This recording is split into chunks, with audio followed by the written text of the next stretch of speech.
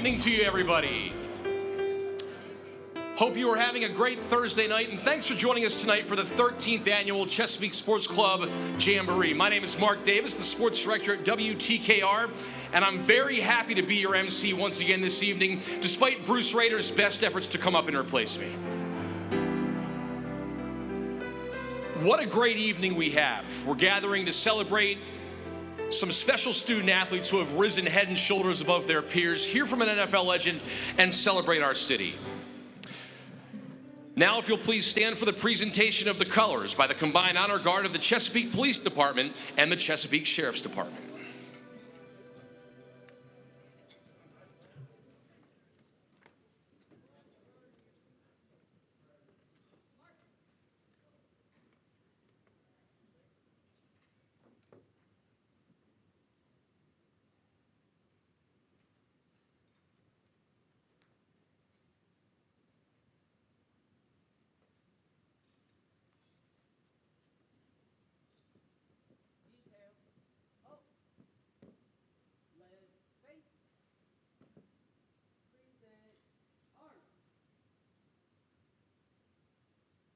Please remain standing as Kathy Williams performs our national anthem. Tonight, we are going to do the national anthem a little bit differently in light of the tragic event at ODU today.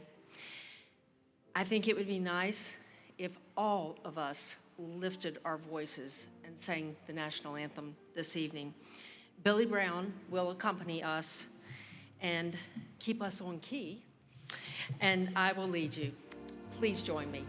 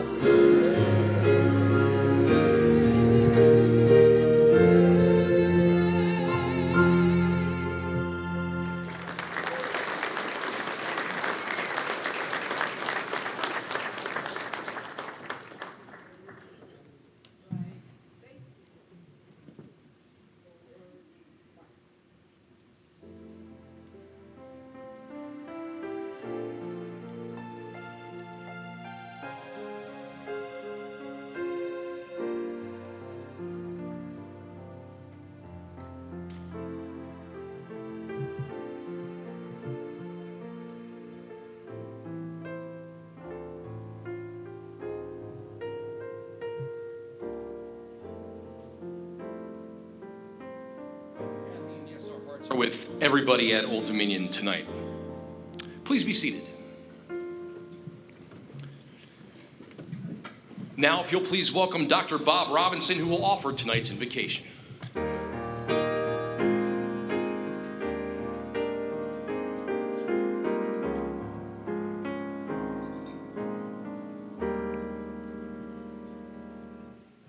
And if we could continue in the vein of remembering Old Dominion University and the events there, to remember the victims of this tragedy, the staff and the students, as they have to return to campus in the days ahead, and we know how difficult that will be for all of them. So I would ask if you would join me in a moment of silence before our invocation.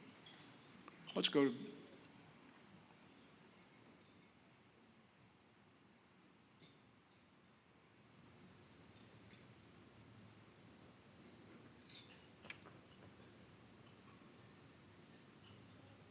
Now, would you please join me in the spirit of prayer? Gracious and loving God, as we gather this evening, we give you thanks for not only our speaker, Darrell Green, who's going to bring us words to inspire and entertain and challenge us, but also for the other honorees who will be recognized this evening, students, a coach, and a club member. We give you thanks for the way each of these people has sought to live out your commandment to love neighbor. We also thank you for all of those who have made this night a reality through their sponsorships and through their attendance this evening. As we fellowship around table, we ask that you would bless our conversations and draw us into deeper relationship with one another, those whom we break bread. We ask that you bless our food from the field to the table and each hand that has touched it along its journey. We pray that our meal this evening would nourish and strengthen our bodies so that we might be prepared to be your servants in the world. Allow us to leave this gathering tonight with our hearts and stomachs full from that which you provide. We ask that you would see each of us home safely and allow us to lay our heads upon our pillows and rest in order that we might awaken tomorrow with a new opportunity to love our neighbor. In the name of the one who came that we might know you, we offer this prayer. Amen.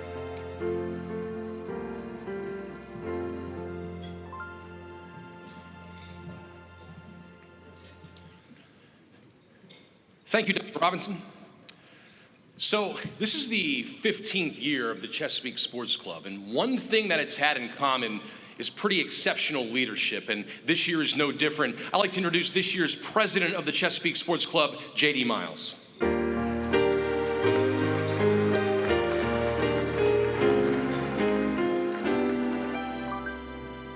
Thank you, Mark. On behalf of the board, welcome to the Chesapeake Sports Club's 13th Annual Jamboree. Thank you, Kathy, for the beautiful rendition of the national anthem, and thank you, Bob, for the uplifting invocation. Thank you to our sponsors, and specifically our major sustaining donor, Nathan Beck. Nathan, you and your family continue to give to the club your time and your resources, and we thank you for all that you have done and continue to do. I want to thank the Jamboree Committee, a lot of names here, so bear with me. Ron Askew, Carolyn Bernard, Donna Canatello, Mickey Carey, Bobby Clifton, Mark Davis, Will Driscoll, Paul Fuqua, Glenn Hampton, Don Irby, Phil Johnson, Steve Johnson, Glenn Kuntz, Tony Midget, Ray Potter, Melvin Queen, Christina Ruiz, and Lou Tayon.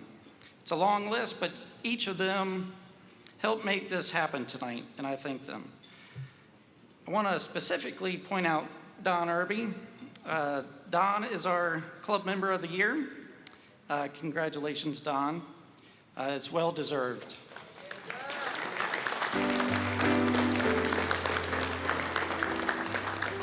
Most of us wouldn't be here if it weren't for Don's hard work during this jamboree.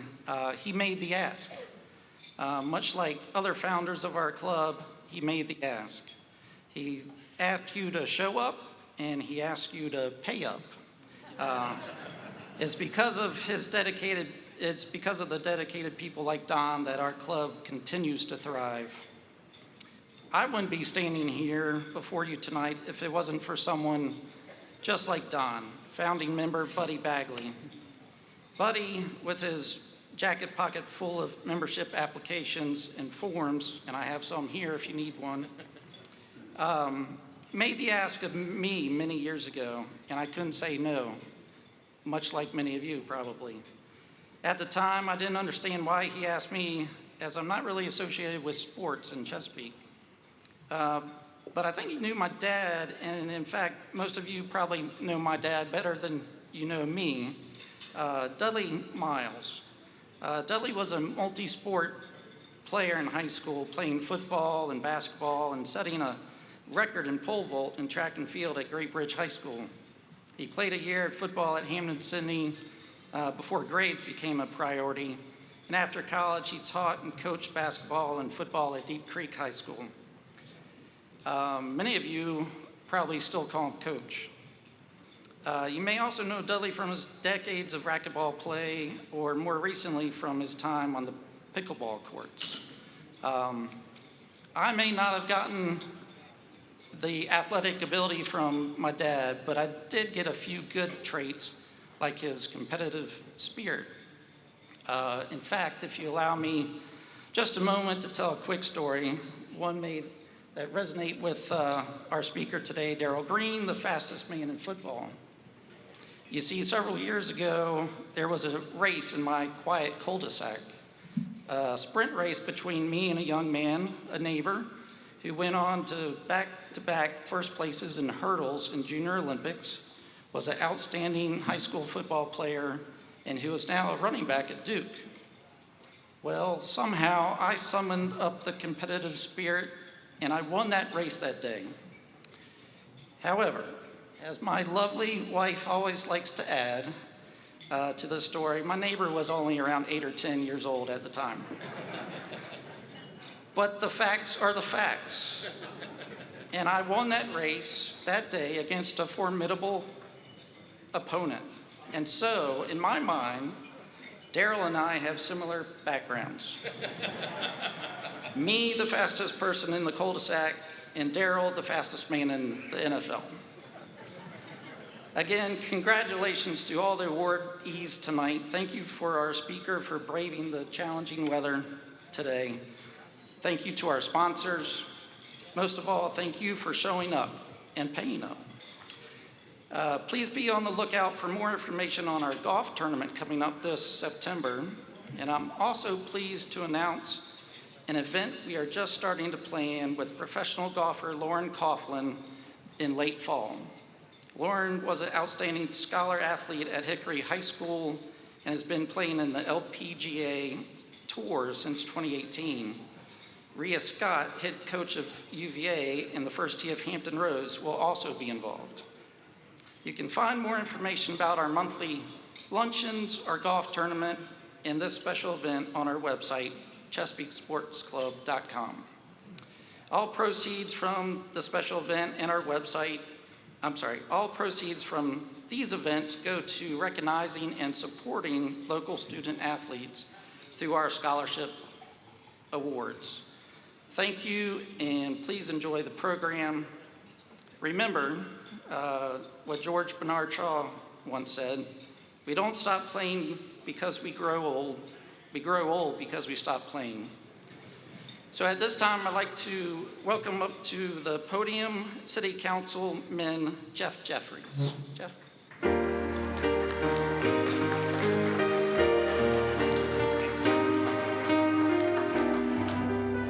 Well, good evening. I was asked to pinch hit for the good Mayor Rick West tonight, and as many of you know, he's a very polished, smooth, composed speaker, and I thought I cannot live up to that. But I got some advice just before coming up here from someone I have a great deal of respect for, the good Jason Redmond, who told me, he said, listen, if you want to win the crowd, be sincere, be brief, and be seated. So I will try and achieve that.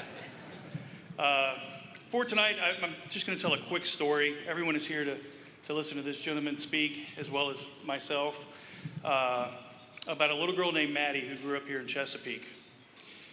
Her parents ran a gym, and she was a natural athlete from the moment she touched a barbell, whether it was Olympic lifting, CrossFit. just a natural talent. She could do anything that she put her mind to. She got to high school, and as a freshman, she decided she wanted to try volleyball. She got a little bit of height from her dad. She's a little taller than the other kids, probably perceived that as an advantage. That's how Maddie's wired. And said, I'm gonna give it a shot. She was okay, not great. But the way Maddie works is that's why she fell in love with it. So Maddie decided to play club ball over the summer, get a little better, and she did. And the coaches noticed, and her parents noticed, and they decided to put her into travel volleyball. And now she's playing with kids who've been playing since they were 8 years old, not since last year, and it just pushed her that much harder.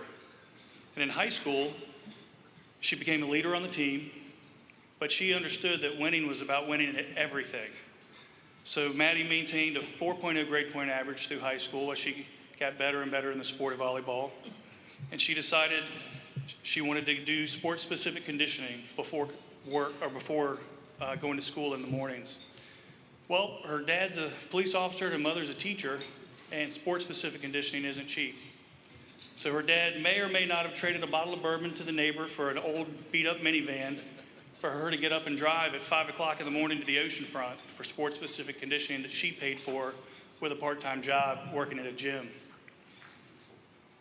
So she would train in the morning, school all day, practice after school, then she'd come home and work out in the home gym with her dad lifting weights. Then she'd take to the kitchen table and stay up till 11 o'clock and midnight studying to maintain that GPA. This went on for 2 more years, and colleges began to notice, who's this kid? We haven't seen this kid before. She's new. And the offers her senior year began to come in. And these were the colleges that her parents knew financially this wasn't going to be an option. And now you have a child that's paid the price in every possible way that she could control herself and has earned the right to be on these teams and attend these colleges. And it was looking bleak. But there were organizations like Chesapeake Sports Club that stepped in, and Maddie received a scholarship from this club. And she's playing volleyball at Roanoke University. Now, why do I tell you this story? 2 reasons. One, Maddie is my daughter. And 2, I want everybody in this room to realize that the hard work that you do and your generosity makes those opportunities possible for girls like Maddie. So from the bottom of my heart, and my beautiful wife, who really did most of the work with Maddie, we want to thank you. And please don't get weary in well-doing. One little story about Maddie to give you an insight to her mindset is on those days she's sitting at home waiting for me to get home from work to work out in the gym. One day I said, Maddie, I think we're going to have a rest day today. You know, Dad's not as young as he used to be, and this kid's nonstop. And she said, oh, okay. I didn't realize we only work on days we felt like it. I said, be dressed when I get home. It's on. So again, from the bottom of our hearts, we just want to thank you for everything that y'all do, and I'm honored to be here. Thank you for having us.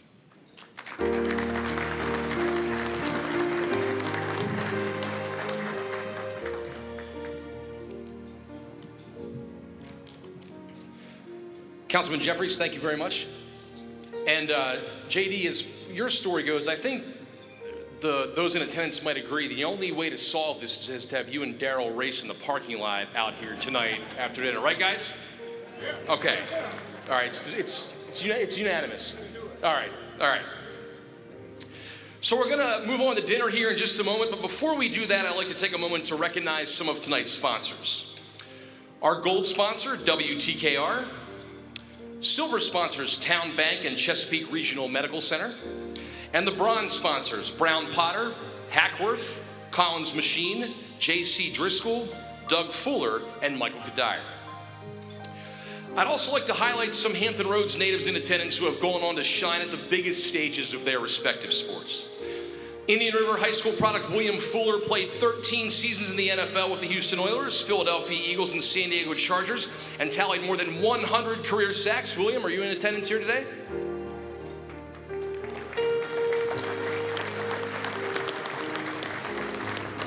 DJ Dozier, who hails from Kempsville High School in Virginia Beach, he accomplished the rare feat of playing in both the NFL and Major League Baseball. Thanks for being here, DJ.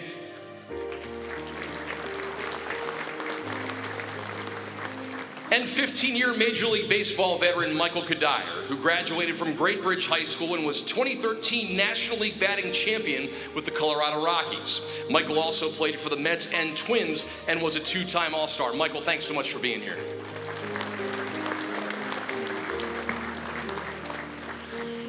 We'd also like to take this opportunity to remember those who passed away during the course of last year.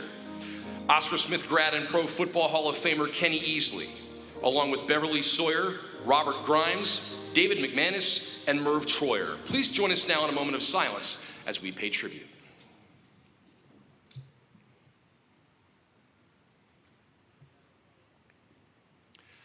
Thank you very much. And I don't know if you guys saw, but on the Seahawks run to the Super Bowl, Ken Easley passed away in mid-November of last year. Well, after that, I think it was November 20th, they put 45 on the back of their helmets, and they didn't lose a game after that, all the way to the Super Bowl. Yeah, pretty cool.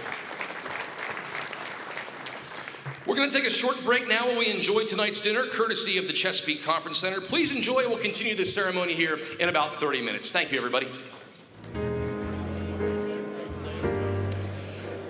Ladies and gentlemen, please continue enjoying your meals if you haven't finished as we pick up the awards ceremony portion of our ceremony this evening.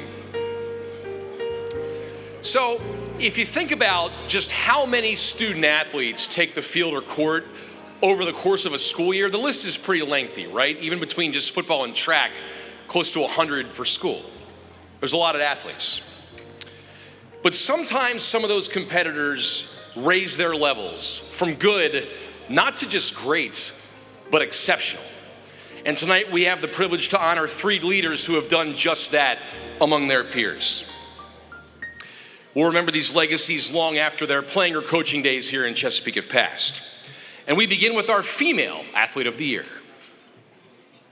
As a teammate, she gives us so much good energy. Like, she makes us want to go to practice. And I just love her as a teammate because she keeps it so positive. She's never ever been about self, always put the team first. What can I do for the team? Yes, her individual accolades are great, but also ran on a relay at the state meet. Watching her run makes me want to compete to the best of my ability, knowing I have a teammate that does amazing. It makes me want to do amazing too. Always be a Grizzly as she continues to move on to Georgia. Same G, just another area, and will always be a part of Grassfield Track and Field. And we're so proud and excited for everything that's going to come. She works so hard. I see every day how much she works at practice, and this is definitely she deserved it. I'm so proud of Sophie. I'm so proud of Sophie. If you've watched Sophie Rambo compete on the track, you know she's not hard to spot. She's the one leading the pack, usually well out in front of it. Sophie was introduced to the sport of track and field in 8th grade at Hugo Owens Middle School, and in the last 4 years has developed into one of the best high school runners, not just in Chesapeake, not just in Virginia, but in the entire country. She's helped Grassfield to the team state championships and has 9 individual state titles to her name, with an entire outdoor season still to come.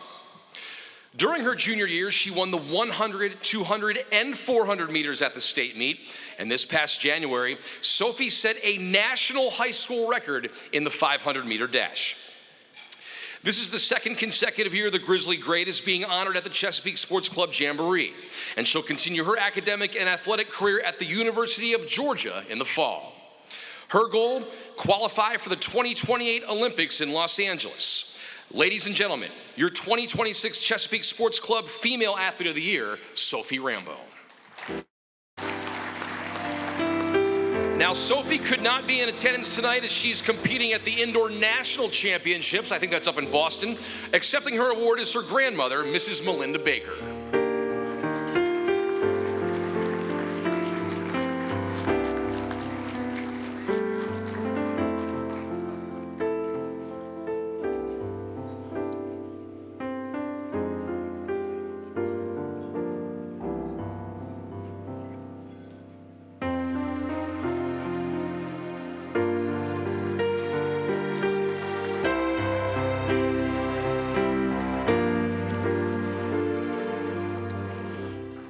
Now we honor this year's Chesapeake Sports Club Male Athlete of the Year. Casey's just one of the best teammates I've ever played with.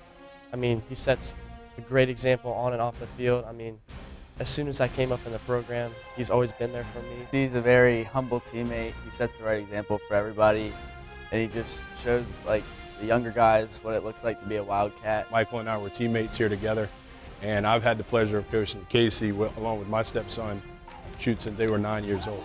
So to see it come to fruition and to see the fruits of his labor pay off is really special. It's exciting to see. It definitely makes you feel good about your team and what you have going on. It's nice to have him on your side and not have to play against him for sure. Day in, day out, Casey's always working as hard as he possibly can.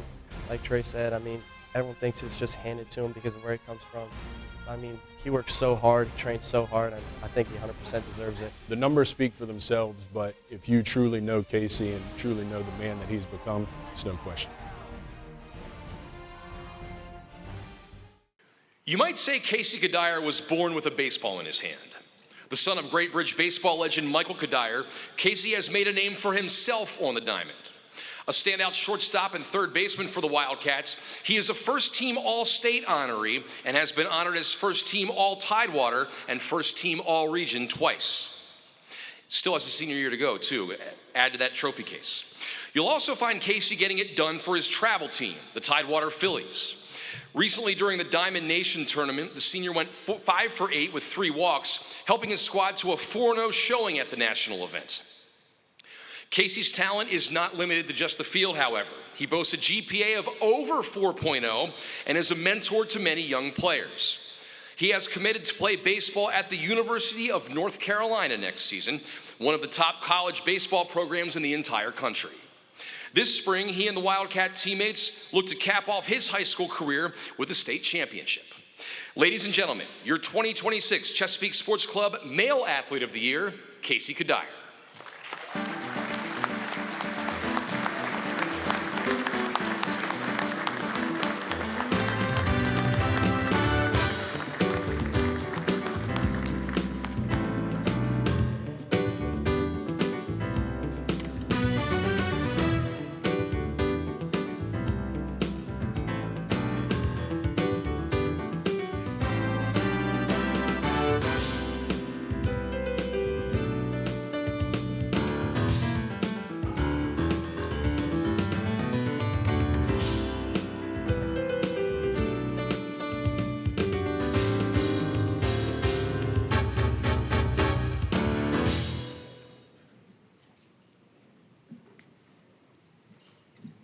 Now we recognize our 2026 Coach of the Year. He just does so much for the program, for us on and off the mat, really. So he really means like a lot to the program with all the practices, all the time he puts into us. He's just slowly built this program up to where it is today. And I think without him, the program would definitely not be where it's at, that's for sure. Coach Schuler has been real good at all of our coaches, right? Bringing us all together and making it like a family, if that makes sense. We're more of a family than a team. I mean, yeah, he drops those like at practice like every single day. So it's like everything he's really taught me just stuck with me on and off the mat, really. I feel like I practice with tons of coaches. I grew up wrestling with Great Bridge, and he's just the best coach I've ever been a part of. He definitely deserves it. He's a great coach. I mean, he's been able to bring all these guys together, you know, the coaching, the kids, the parents, and, you know, and everybody looks up to him. The athletes, the student athletes or the coaches, they don't go right to the athletic talent. They go to the personality and character. And I definitely think that's definitely one of the best things that speaks about our city and just the people of the character of the people that come from here. So we're in good hands for the future, definitely here in Chesapeake. Well, wrestling is in Patrick Schuler's blood. Part of a family that has excelled on the mat, he's taken his talents from winning himself to developing one of the top programs in the country at Grassfield. During his wrestling career, Patrick winning 2 state titles at Brookville High School before taking the mat in college at the University of Wyoming. He then focused his energy on helping to shape young wrestlers, both as athletes and as people. After stints as a coach at Menchville and Lansdowne, he landed with the Grizzlies and has made an impact felt nationwide. This past season, Grassfield won its 2nd consecutive state championship, triumphed at the nationally known Virginia Duels, and finished ranked in the country's top 30. The Grizzlies were undefeated against teams from Virginia and beat 4 state championship squads during the course of the campaign. The job never done, as Patrick and Grassfield now set their sights on a three-peat, but hopefully they're taking a little bit of time to enjoy this latest one first. Ladies and gentlemen, your 2026 Chesapeake Sports Club Coach of the Year from Grassfield High School, Patrick Schuler.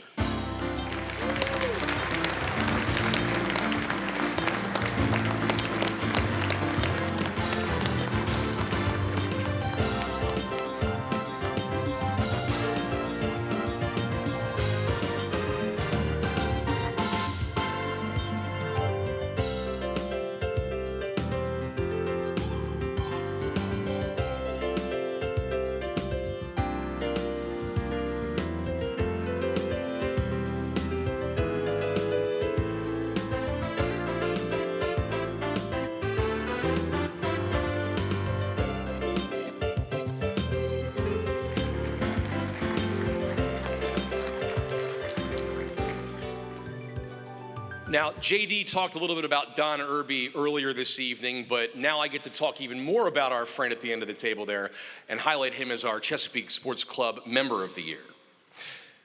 Don Irby has always proudly worn Chesapeake on his sleeve. A 1967 graduate of Oscar Smith High School, Don went on to attend Virginia Tech, and if you've run into him around town or at one of our luncheons, you often see him wearing his Hokie gear.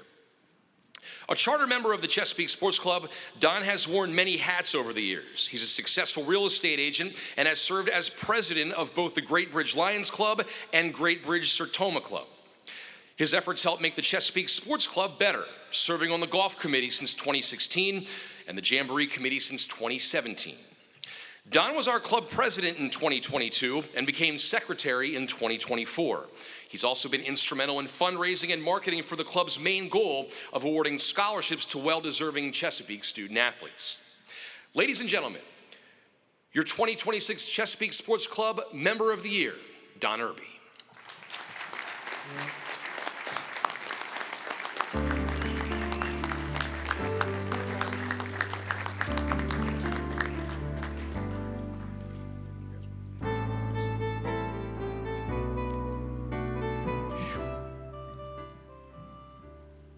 I was thinking about having the opportunity to look over the crowd and say hi to everybody, but I can't see a soul out there. You're talking about bright lights, good God Almighty. I was also going to get Mark to give my presentation for me because I don't know if my voice will hold out. But it's one simple explanation for being able to get an award like this, and that's not being able to say no. When somebody asks you if you want to do something, or would you do something, you know that they know you're going to say yes. And, but I say it because I want to do it and I enjoy it. First of all, I want to congratulate Sophie and Casey and Coach Schuler for their accomplishments. Great job. I'm honored to be this year's Member of the Year for the Chesapeake Sports Club. But tonight is not about individual recognition. To me, it's about the importance of the Chesapeake Sports Club and its accomplishments over the last 15 years. In 2010, as they mentioned, the group of guys got together and decided to form a sports club. I was approached and asked if I'd like to be a charter member. I was honored by being asked, and it was a no-brainer for me to say yes. As far as I was concerned, Chesapeake needed and deserved to have its own local sports club, and the mission statement of looking out for student athletes and giving scholarships to deserving students and athletes was very important to me.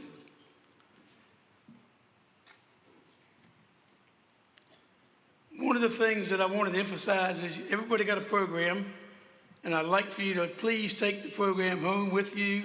Take a few minutes to read it. There's a valuable lot of information in the program by sponsors, but it talks about various aspects of the sports club. And this light's so bright I can't even see my notes.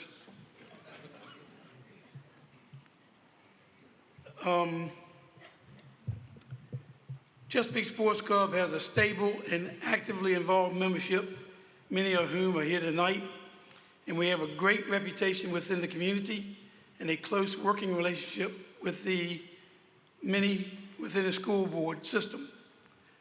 Now, please indulge me for a brief moment while I give you a summary of what we've done and accomplished over the past years. We've awarded 117 scholarships totaling $305,000. We currently award 14 one-time $2,000 scholarships each year to seniors at the 7 public and 2 private high schools. And you can find the information about the scholarship recipients this year on page 25 in the program. We're also proud of our Legends of Honor program. We recognize individuals with Chesapeake ties who excelled in sports on a local, collegiate, and national level. Coaches and individuals who dedicated their lives to making an impact on the student athletes, and coaches who coached our youth in the community leagues. To date, we have honored 237 such individuals. Plaque hangs in the halls here at this conference center, and their names are all listed in the program on 27 through 29. We're also proud of our 13 jamborees. Our guest speakers have had outstanding and highly recognized careers, having received numerous awards, with several of them being Hall of Fame inductees.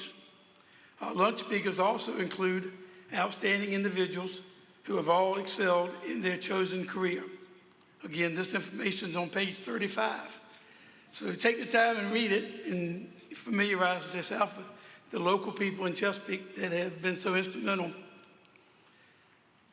As we also saw just a minute ago, we recognize the male and female athletes, but each year we also recognize the outstanding athletes, male and female, in all high school sports.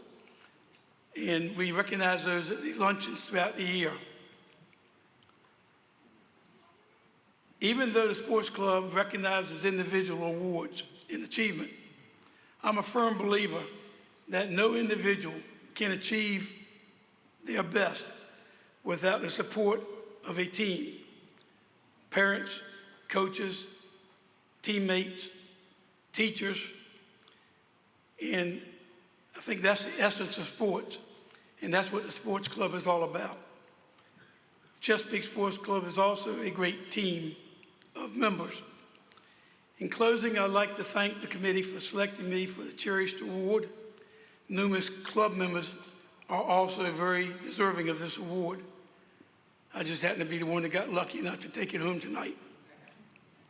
I look forward to continuing my work with the members of the sports club, the boards, and various committees in honoring the student athletes and keeping Chesapeake Sports Club as one of the top sports clubs in the southeastern Virginia area. Thank you.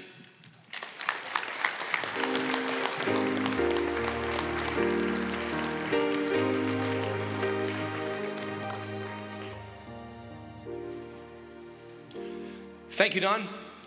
Let's give it up one more time for all our award winners tonight. Congratulations, everybody.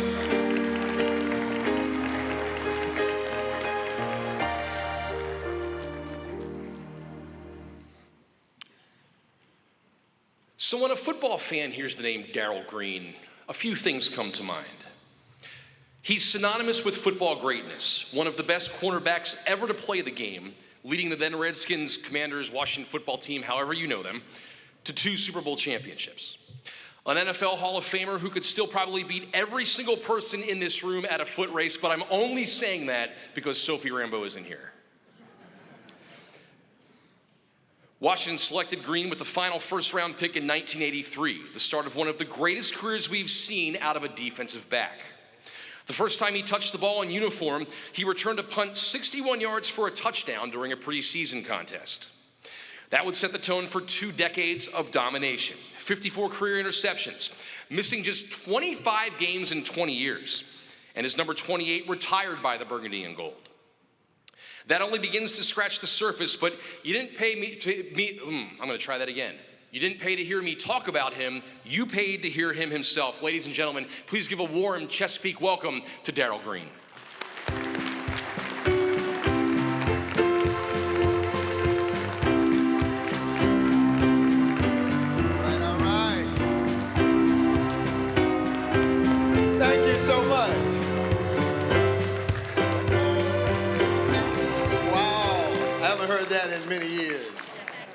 One more time. No, I'm playing.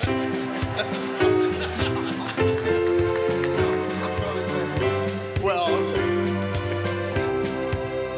wow, it's what a joy.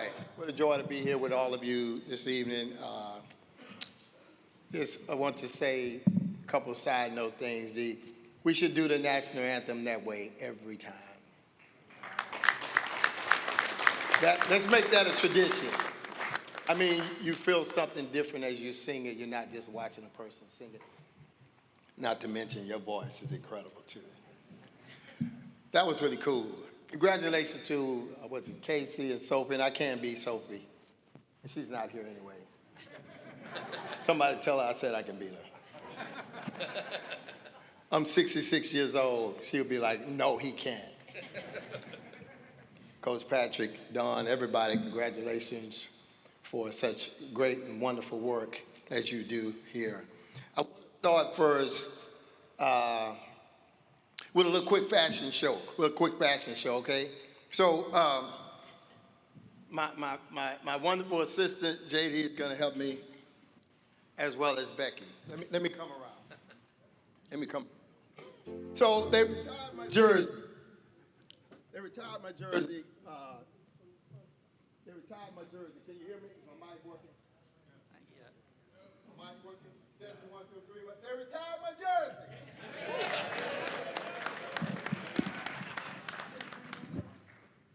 Let's try this one. So anyway.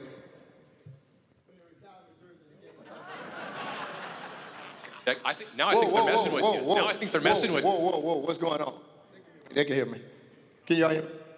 Yeah.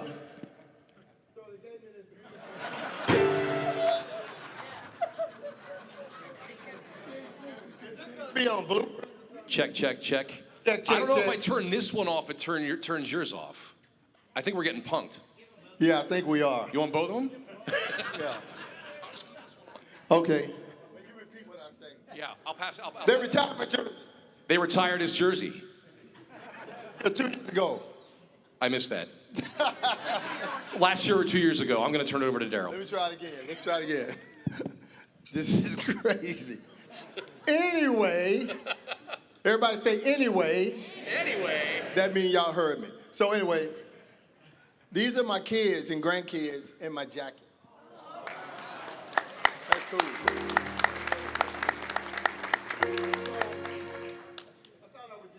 What you got? Back up to the table. We got one smart guy in here. Maestro, if you would.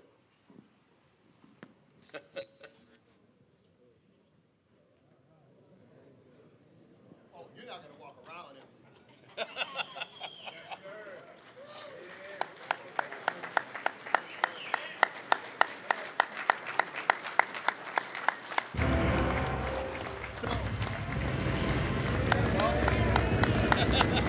It feels good.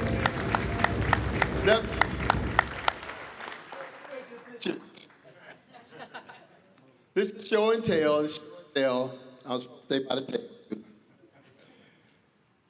This is 2008. If you're a first ballot Hall of Famer, you get in 5 years after you retire. So I was a first ballot, and that felt good.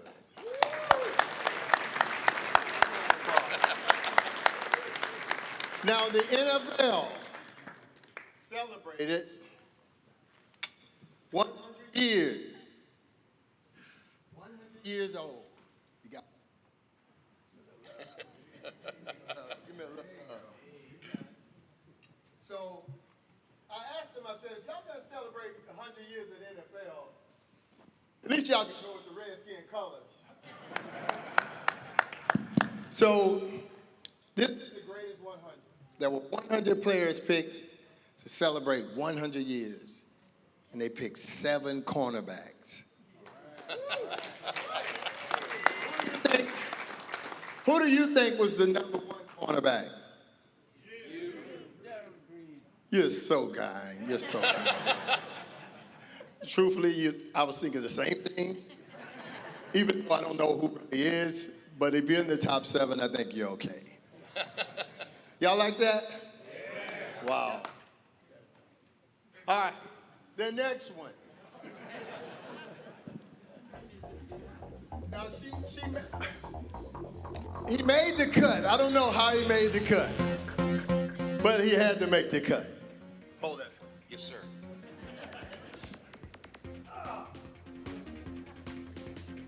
Somebody said, they said, well, you look really good. Well, you can see that I was a lot smaller.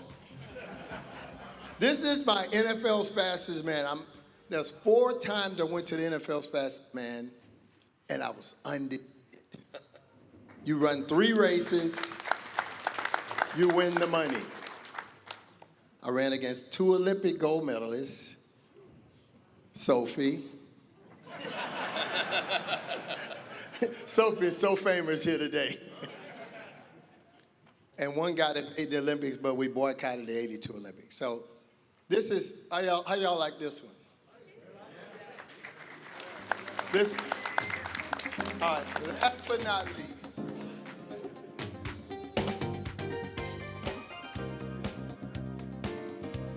This is my original. Now you'll see the difference. Yes, sir.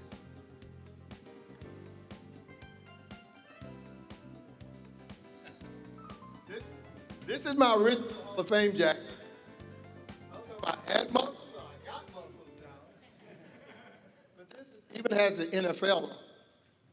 It shows that I was around a long time ago. But I don't wear this. This is really precious to me. This is really a great honor. You walk into the Hall of Fame and the only Hall of Famer. Roger Staubach. Joe Green. Got Earl Campbell. Darrell Green is in there. I couldn't believe. I have a ring model. It's going to show you guys. I have a ring from my first year when we lost in the Super Bowl. We lost in the Super Bowl. But they give you an NFC ring. We're going to remember this night.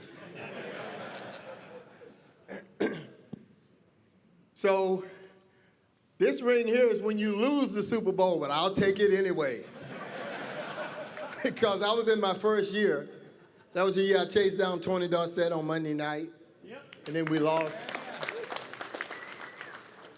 This ring is my college Hall of Fame ring. That's my first Hall of Fame ring. That's my upgraded Hall of Fame ring. And then finally, those are my 2 Super Bowl championship rings.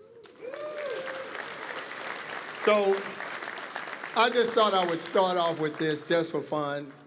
This is such a joy to me to be here with all of you. I've been in this area, but you guys know, and Coach Patrick, we're in the Northern Virginia area, and everybody know that the championships for the state goes through the 757. We already know that. It's like the Redskins. Just beat Dallas.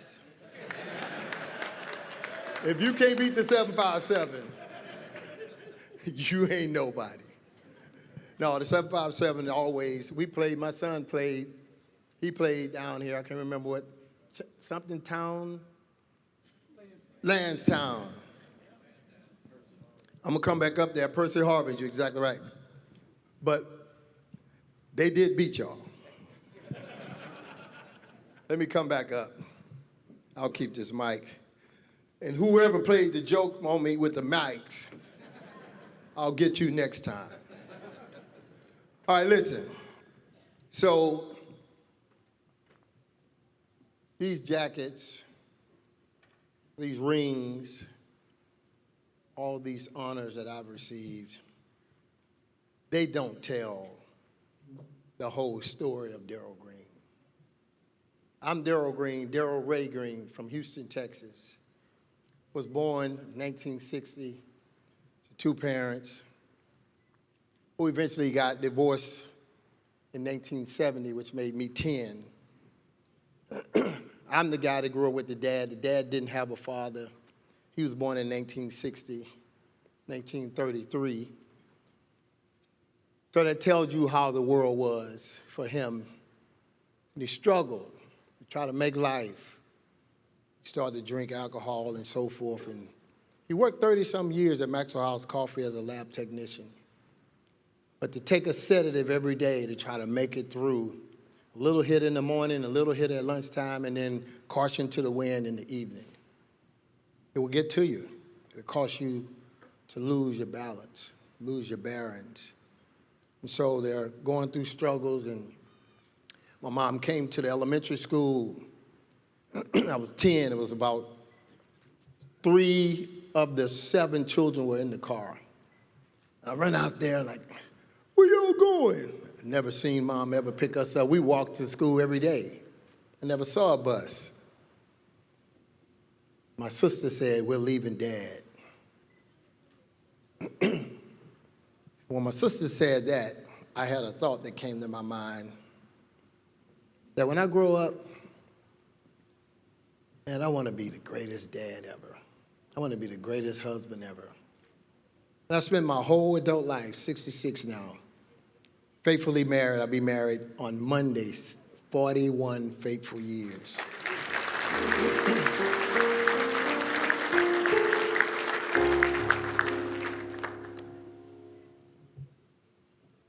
As life went on, I went over to a small elementary school as a 6th grader. We moved from the projects. My mom got a home. And I tried out for the football team, but they only had like 4 games left. I said, son, it's too late. I went to middle school the next year. You graduated 6th grade. You went to 7th grade. If you know anything about Houston and in Texas, they play football in school. I was always small, and I was scared to play. I played every day in the backyard with the friends and brothers and sisters, but I didn't really want to play what they call organized football. But I decided to try, meet with the coach and say, can I play for the elementary when I go to the middle? Am I still young enough? Can I play? And he said, yes. So I played back for the elementary school that year when I was in middle school. And then I said, oh, well, that's the end of that line because I'm not going to play with those big boys in the 8th grade and the 9th grade or the 10th grade. But I did say this in the 8th and 9th grade. I said, if I get big enough, I'm going to try football in the 11th grade. That's what I said when I was just an 8th grader. I wasn't planning to be no pro football player. I wasn't planning to go to college and play pro football or play college football. We used to do something they call playing and having fun. That's what we used to do. Any of y'all remember that? The stakes was simply just to beat your friend or beat your brother, break up the fights and walk home together. The world has changed a lot. It's changed quite a bit. It's different now, Coach. It's different. But for me, when I spent all that off season, the summer,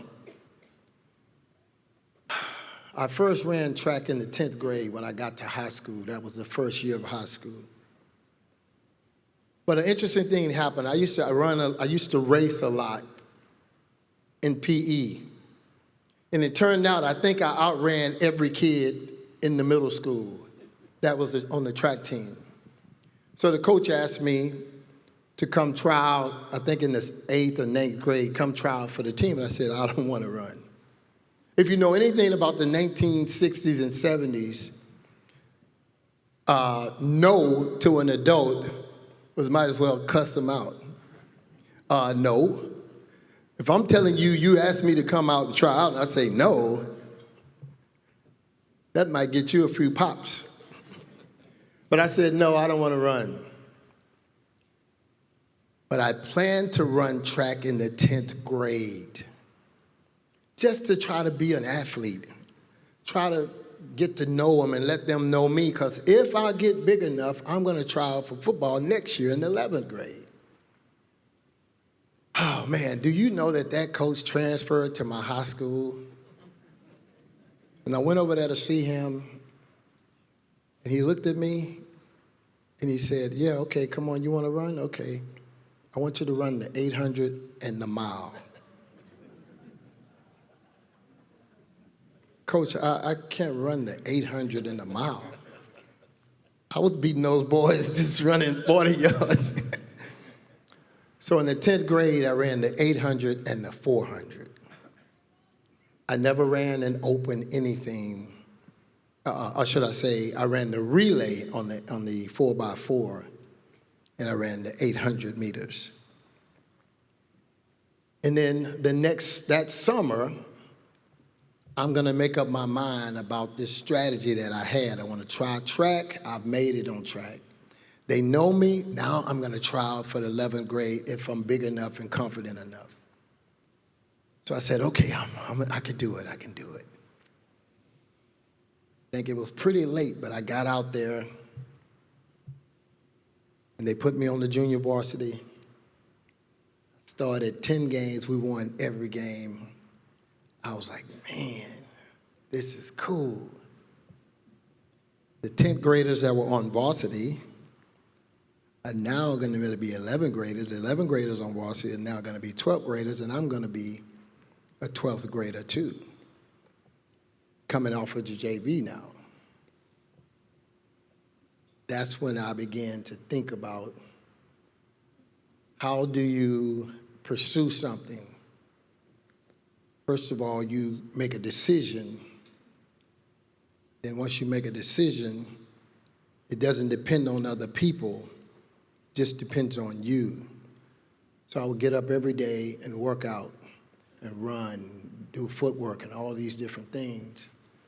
Because I honestly, without trying to go to college or trying to be in the pros, I really wanted to play on varsity. I wanted to be validated that I'm a big boy. I ran the JV 10th grade track. I played the JV football.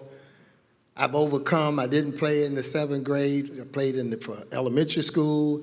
I didn't play in the 8th grade, 9th grade, 10th grade. Man, I'm still trying to be a big boy. And I made that JV team in 11th grade. That was so much fun.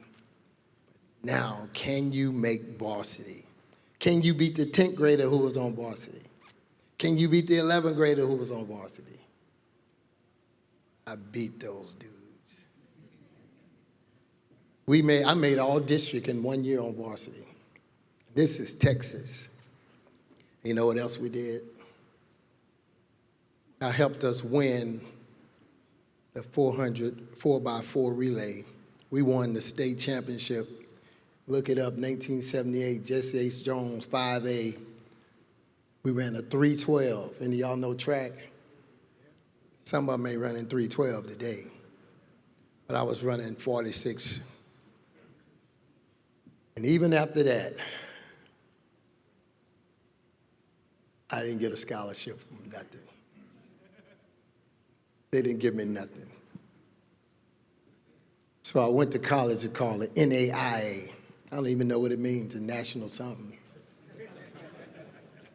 Association. Maybe we can figure it out. Intercollegiate. NAIA. What's the other A? Athlete? National Association. Intercollegiate Athlete. No, not athlete. Huh? Athletics. You think that's right?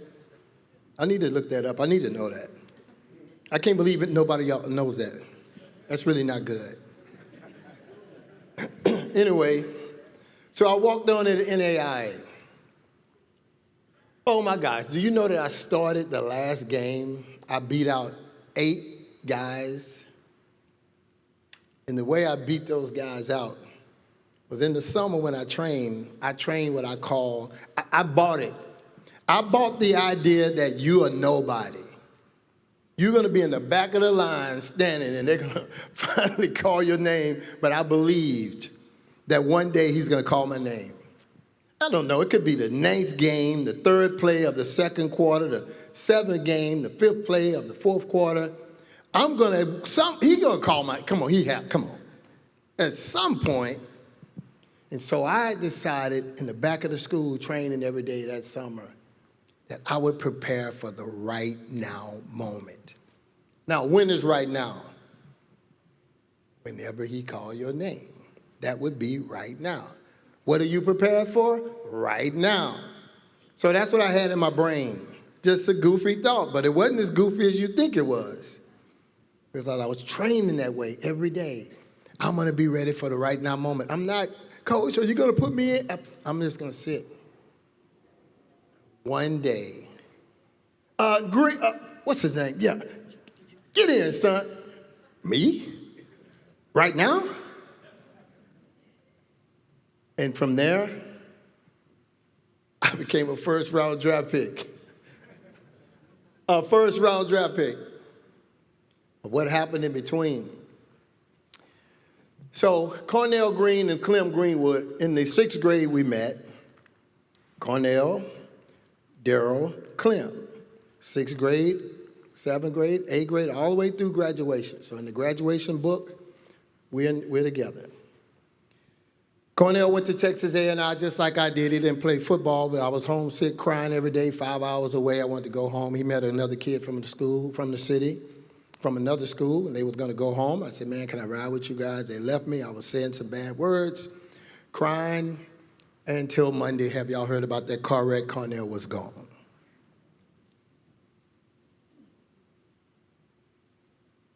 So I was gone too. I got on a Trailways bus and I dropped out of college. I was messed up. I went home for a year and a half. My mom kind of healed me up, helped me get myself together. I went to my high school, took 12 hours, and a year and a half later, I called Texas A&I. They had a new coach. I said, Coach, I was there a year and a half ago, had to leave for some tragedy, want to come back. I walked on again. I'm a 2-time walk-on at NAIA. Started when I got back. They won the NAIA National Championship in 1979, the 1 year that I was gone. I was there in 78, they won in 79, I was back in 80, 81, 82. We didn't win nothing. But I was a first-round draft pick. Okay, I get drafted. The next week, I'm at home. I talked to Clem, my real best friend. Cornell Green, Darrell Green, Clem Greenwood. Met them in the 6th grade. Talked to Clem. Him and Karen Gardner, G, same last name. We met her. We was in our same homerooms. They went to college together, dropped out of college, moved together a couple years. I get home. Clem said Karen was leaving him on a Saturday. That Sunday, Clem hung himself. So I'm coming to Washington, D.C. I'm in the camp. Girl called me, Clem's brother hung himself. I spent my rookie year and my freshman year. You would not believe it. You would not believe it. But what I learned as a Christian, which I became in college, is that there's a sovereign God. And David, the Bible says in David in Acts, he carried out the purpose of God in his life, in his generation. Then he died. The issue is not, this is the point.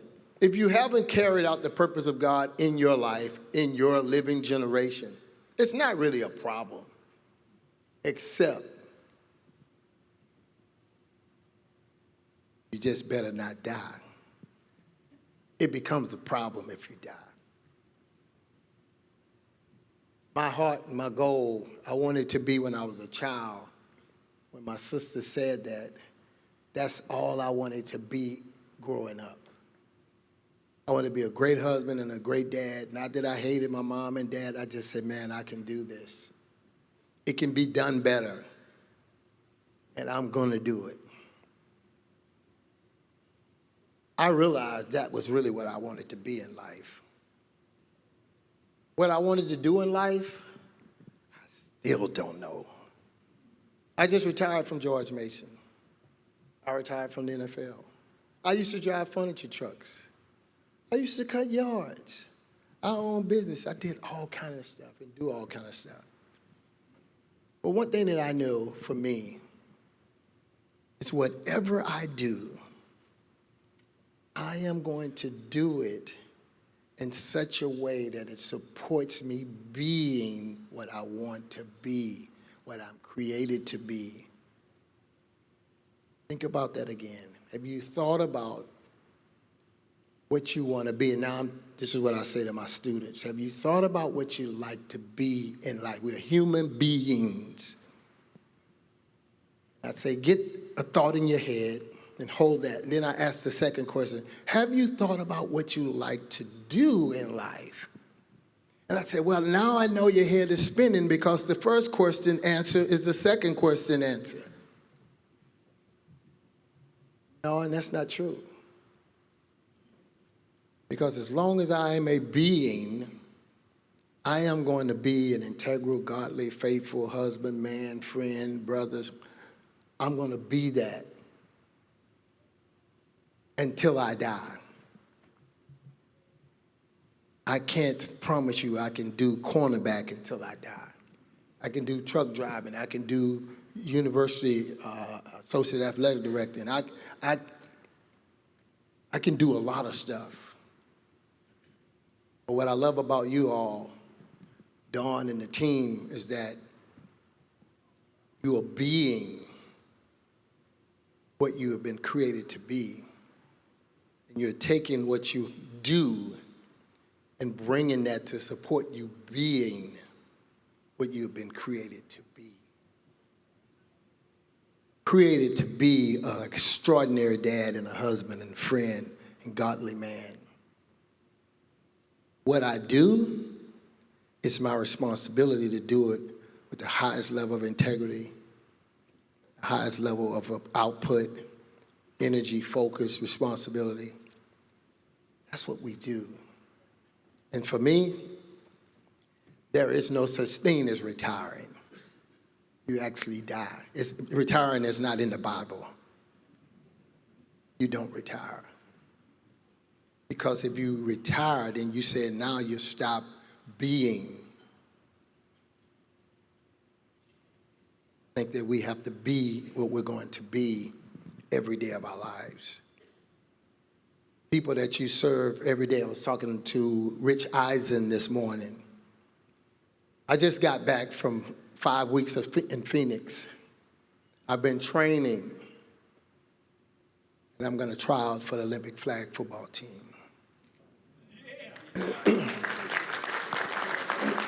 and I'm going to run the 40-yard dash with Rich Eisen in support of St. Jude's. Always asked me to do it. But even in that, and I'm going to have fun. I'm going to have fun. And I'm going to run until I can't run anymore. Because just running, for me, can bring a benefit to somebody. But I'm going to run in such a way that it will bring a benefit.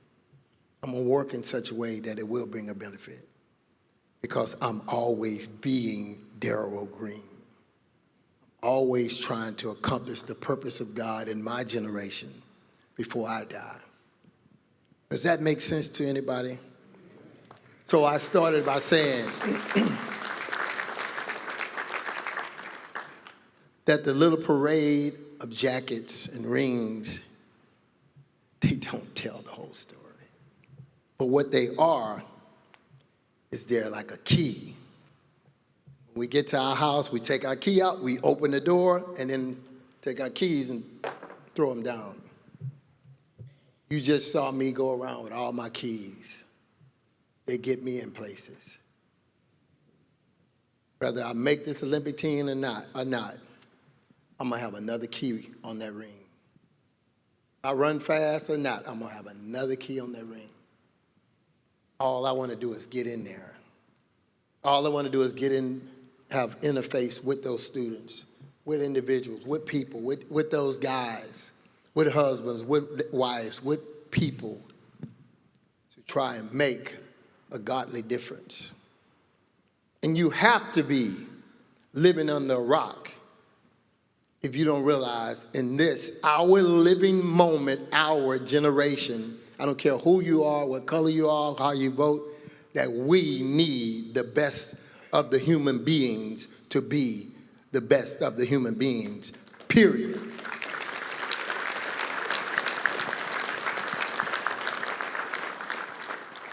Put what size car you drive, what size hamburger you eat, all of that aside.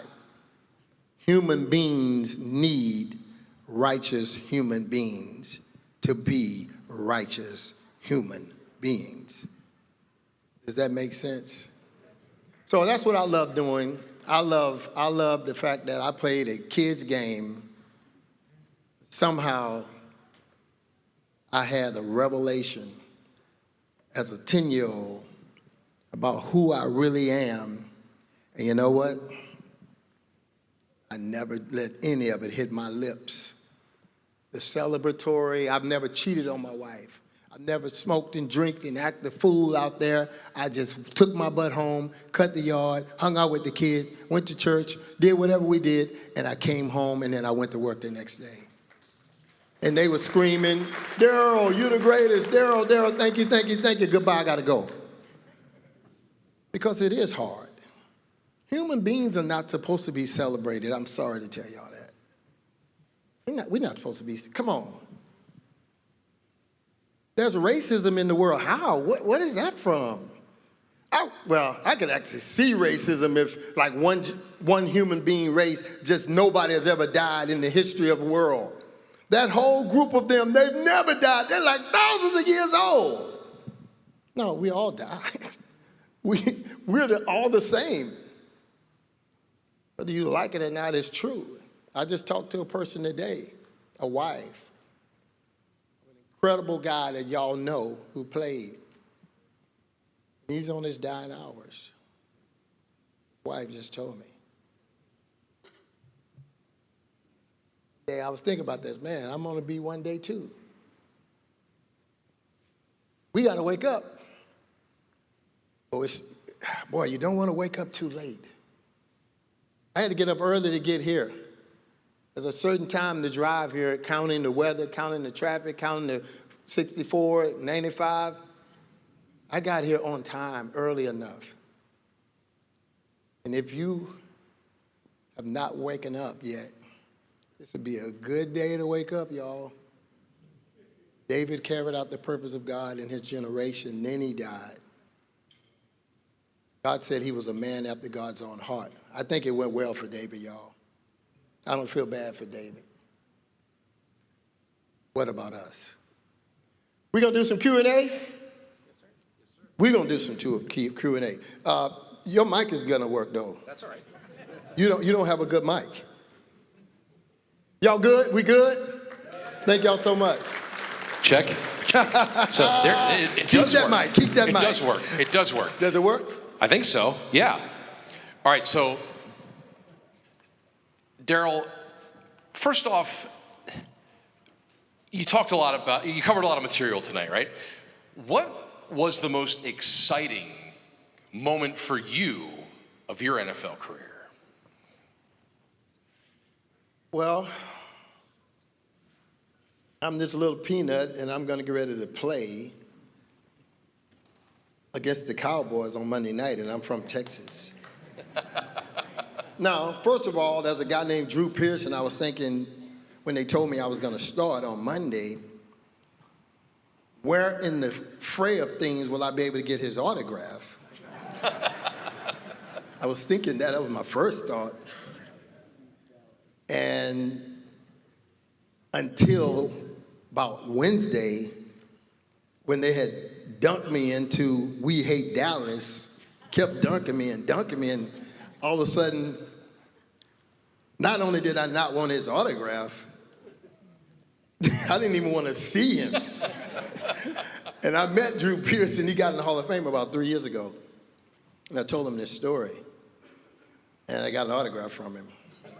Better late than never, right? Yeah, and he told me, he said in that game, he said, this is a true story, he told me this, for some of y'all old schoolers that remember. When I chased down Dorsett, he said Tom Landry blamed him for not blocking me. I'm way faster than you. You can't catch me. I don't know what Tom was thinking. But he also said that I blooded his nose in that game, and I don't remember that. But I was in the zone. But I remember that first game, and I remember, just the joy of playing. And this team had won the Super Bowl and beat Dallas to go to the Super Bowl, so it was a big deal on Monday night. And I had high respect for the team. I was, I'm from a '60s kid. I respect people, and I come back to the huddle, man. They caught a ball on me, and I'd apologize. Big Dave Butts and those guys, like, hey, guys, I'm sorry. You don't even know Dave Butts. You weren't even born. But anyway, I would say, I'm sorry. I'm sorry, guys. Like, I guess they're like, what's wrong with this guy? But I just had that Southern humility, but it was just such a joy. That was my first game. I'm going to ask one more, and then I may open it up to our audience here. You talked about a lot tonight that goes well beyond football. Yeah. Do you ever get the chance to share that message with other current, former, future NFL players about setting them on that path? I just showed somebody a video of me. I was at a place called Exos. It's the #1 training. As a matter of fact, there was about 50 kids going to the combine there over the last, multiple weeks. I shared the same thing with some of those young men. But everywhere I go, this is what I do. I don't care what the audience is. If I have a mic, I'll sit next to you. Yeah. This is just how I live. This is how I breathe. And it's not, I don't think I offended anybody. I just, I just spoke truth. And I hope it was out of kindness, but it's still the truth. My mama used to say, right is right, even if your mama is the one that is wrong. So it's still right if mama said it. So I just try to speak the truth. But yeah, to everybody, it's just who I am. I am going to fire one more at you. We all want to see Darrell Green in the Olympics, right? Oh, my God. Right? I got to ask you a little bit more about that very briefly as we close out tonight. What sparked that for you, wanting to get back out there and get those competitive juices flowing and try out to be an Olympian? I've done a lot of research, not a lot, I've done some research about the aging brain, cortisol, and all the different things that happen with the brain as you get older. If you got $1, you want to kind of keep that dollar. You're not going to try to make $5 more. You got to be more reserved and like you don't want to. Oh, I don't want to catch the flu. Oh, I don't want to break my hip. So in your brain, as you get older, you typically want to back down and kind of, you don't have as much courage. And I actually do. My brain is made a little bit different. But I'm not doing it because I just want to play football. Right. I want more keys, and I can do it.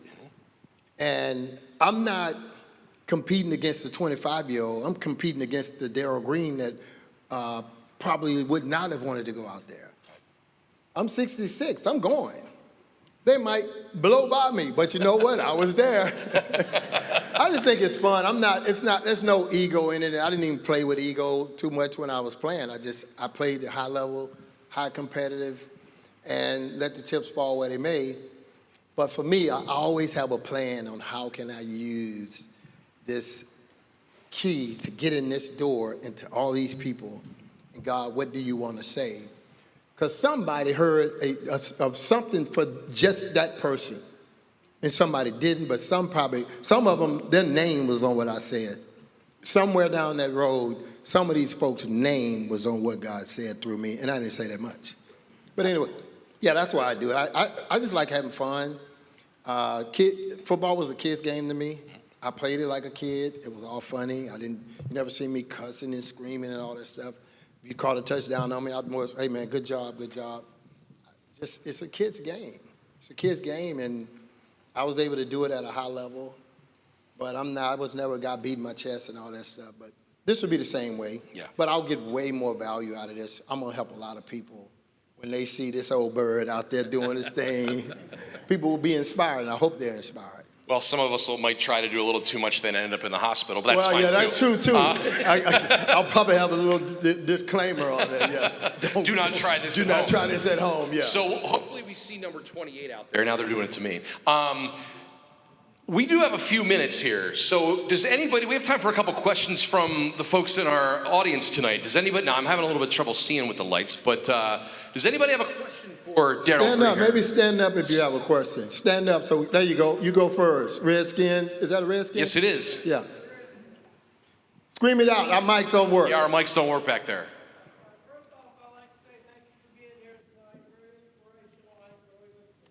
Thank you.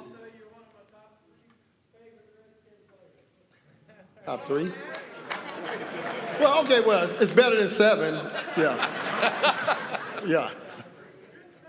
He could have said 7, yeah. Yeah.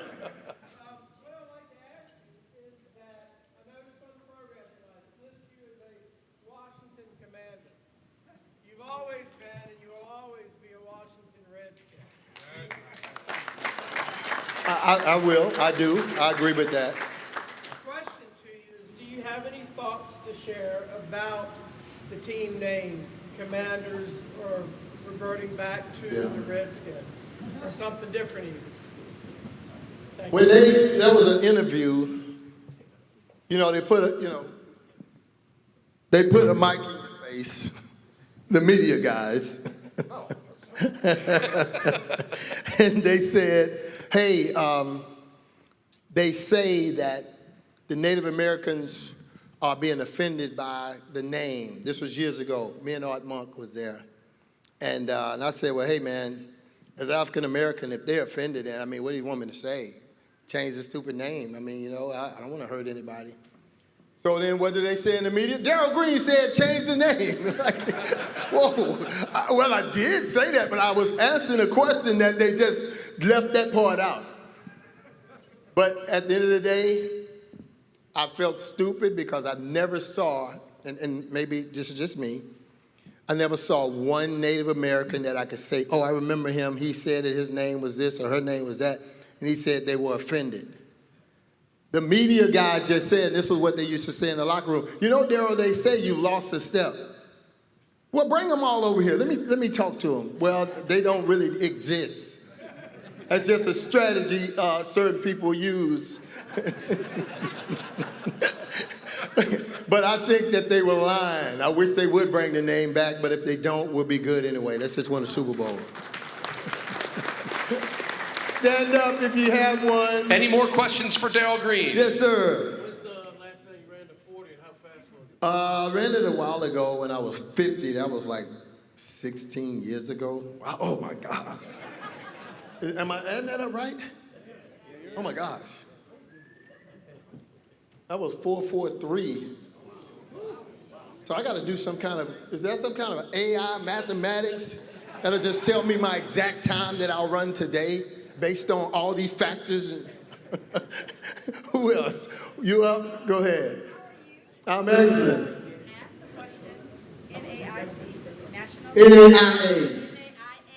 Thank you for the correction. Yes. National Association of Collegiate. National Association of Intercollegiate Athletes. Ooh! Ooh! And she just stood there like, yeah, we'll see. She's the brains of the family. We have a young man down here, too. On the field and off the field, in your personal life and in your field life, when things are sent to ruin you, how do you turn that? Things are sent to destroy you to stepping stones. When things are said or whatever. No, what things are sent to destroy you, that you turn and use as passion and fuel, they used to destroy you, but now you use them as stepping stones. Truthfully, how do I use, he's saying, these things that were shot at me to try to bring me down a little, belittle me or whatever. I think he just walks right over them. I don't remember responding to, how many times they told me I was too little. Now, I think when I was a kid, I had insecurities about that because, heck, I was little, and so, but I don't remember anybody ever saying something to me, writing something about me that, frankly, I gave a DAM in, So I just never, I never really cared. I mean, what does that really matter? I remember oh boy, this reporting thing is getting bad. It was a reporter that wrote that I had lost a step. Completely, I think the general manager told her to write that because my contract was up. But I think that didn't mean nothing to me. Absolutely nothing. I've spent 0.00000 seconds thinking about it. So I think whether you're a kid, you're a young adult or whatever, that's the worst thing you can ever do is get your attention towards some dumb stuff that somebody said. You cannot make your life that way. Because guess what? As soon as you finish that one, there's going to be another one. And you'll never get to do anything you want to do because you're going to be so busy dealing with them. And they'll just be yo-yoing you the whole while. So forget it, dude. Forget it. All right, who else back there? Somebody in the back. Anybody? There you go. Scream it out. Rocky Blyer in Vietnam. Didn't play against. I didn't play against Rocky, but I'm a Houston Oiler, so I know Rocky and Franco and Joe Green. I didn't like any of them. Earl Campbell would have kicked their butt if we would have ever got home field in Houston in the cold, in the warm. But I remember Rocky extraordinary and extraordinary American as well. Hold on, say it again. Yeah, everybody, y'all remember Rocky Blyer? Yeah, he spoke here 2 years ago. Oh, is that right? He spoke here 2 years Oh, ago. wait a minute, I think I saw him in the last couple of years. Yeah. No, great man, great American, yes. We have a question right here, Darrell. Mr. Green. The smartest man here. I can't take credit. You looked at me, but he actually gave the answer. Oh, Don, I should have known. Yeah. You didn't have the easiest childhood that you described. So much trauma in your life. It's doing it to me too? No, it's fine. If I understood you correctly, you found God in college. Yeah, absolutely. So you went through all of that trauma alone. What was it in college that led you to Christ? Doug Taft. He was a training room guy. He was a young student, but in the training room. And we didn't have. I hate to say this stuff about my college, but my university, but we didn't have a track coach. So he was a trainer, so he drove the bus. Everything was 8 hours. We were the Lone Star Conference. Texas is the Lone Star State. So every bus ride was 8 hours. So we would take the bus in football and the van in track.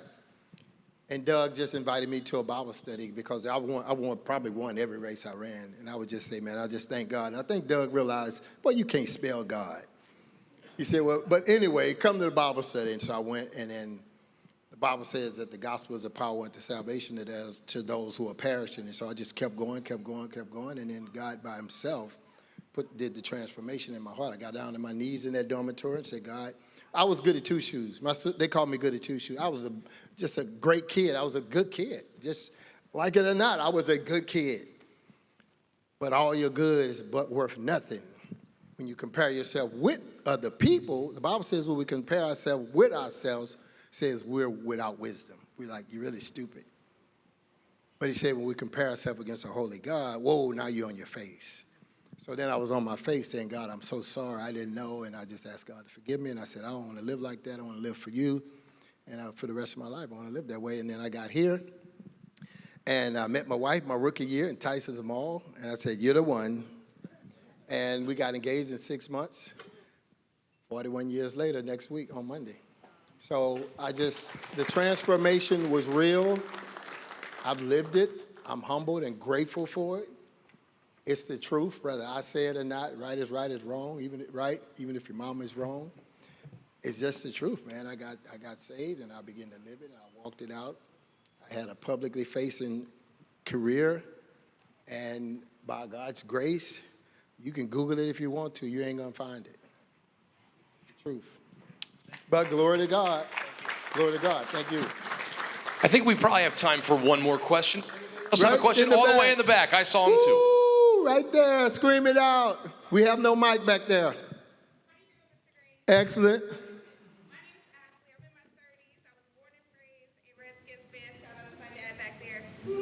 But I will tell you, for the millennials, we are loyal fans because we did not get to see a Super Bowl. Oh, God, I feel so bad for y'all, too. What advice do you give to us who are, we're staying loyal, but it can be tough some years. So what advice do you give to the millennials for staying loyal? Well, I'm serious. I do feel bad for you because you're right. Oh my gosh, it's been years. And then 2 years ago, they're going to just trick us like that. We went to the championship game, and you thinking this year, oh, it's on. We're going to get it. And we went backwards. But I would say, and what I say to myself, we got to just keep on believing. Because, in my opinion, particularly in our region, we need these dudes to be good. We need them to get keys. We need them to come around with their keys and walk in our schools and walk in our communities. We need them to be models. We really do. But the world has changed so much. These guys, I don't think a lot of them live in the area. I've been there my whole adult life, but I'm at the grocery store, I'm at the school, I'm at the playground, I'm at the church. They need to be there. And all of us do, no matter what if you have a whole bunch of keys, if anybody have them, you got one that's for your whatever amount house, one for your car, one for your little box, one for this, and they all have values in them. But the biggest value they have is when it's their time to open whatever they open. Your big old rich house, if you're at home, it means something. If you're not, it don't. But at the time when you need your little, like my 14 Prius, that sucker's important if I'm here, I'm not in it, but if I was in my Prius, I got to get home. And no matter how much the house key is worth, it ain't going to get me home. So everybody, we all need to use our influence, our keys, but we need to use them for God's glory. But I say that to say that the players, I wish they could win for a greater sense of that purpose than just to win. That's just the way I see it. But I'm pulling for you, I'm pulling for you, I'm pulling for you. Hopefully we'll get it done. Is that it? Mark wants to know what's the secret to being the best husband for 40-plus years. Mark told me to ask. Yeah, Mark told you to ask me. Well, we're out of time, aren't we? How long y'all been married? Almost 2. Almost 2? Almost 2, yep. But together for 8. Okay. Took him a while. Well, I would say, I'm probably not answering that question, but I'll just tell you, just I'm trying to get away from that. But I think for those who are not married, marriage has to start with a why. And remember, I had a why my whole life. And when you start a way, then you stay on that way and you finish on that way. I never changed my why. I never changed it. This is what I dream, I believe I was born for. So if you had a why, then why don't you stay on that why? And when you start to get off that why, then you got to reel him back in. Well, that kind of said to you, you have to reel him back in and say, hey, is our why still our why? You remember when you told me that day? You remember you was looking into my eyes and you said, like, okay, what's up? You have dust in your eyes, something? You don't see me anymore? That's good marriage counseling right there. Me and Porter tricks. Oh, man. Thank y'all. Darrell Green, everybody. Love y'all. Thank y'all so much. JD, you the man. You the myth. You're the legend. Becky, you're a great model. You model those rings also.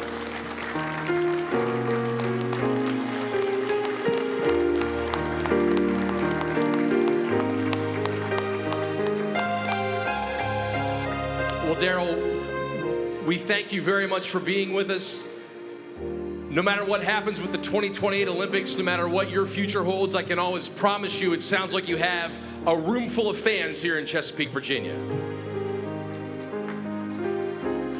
We want to thank everybody for coming tonight. Now, if you enjoyed yourself, please consider becoming a member of the Chesapeake Sports Club. We have monthly luncheons, and again, it's all about raising scholarship money for well-deserving student athletes here in Chesapeake. We want to thank you very much for joining us, everybody. Have a great night. Please drive home safely.